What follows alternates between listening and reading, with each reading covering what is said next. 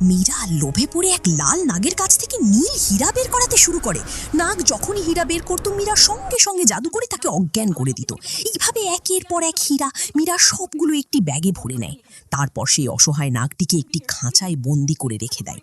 হীরার ব্যাগ নিয়ে মীরা ছুটে যায় এক সোনারকারের কাছে। এত নীল হীরা দেখে সোনারকার হতবাক।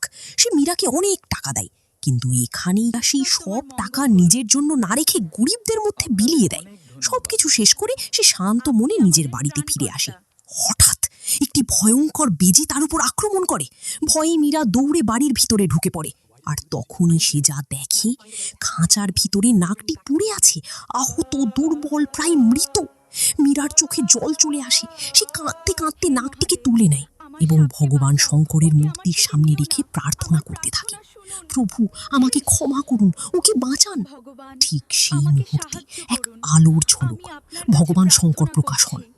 এক স্পর্শেই নাগটি আবার আগের মতো সুস্থ হয়ে ওঠে।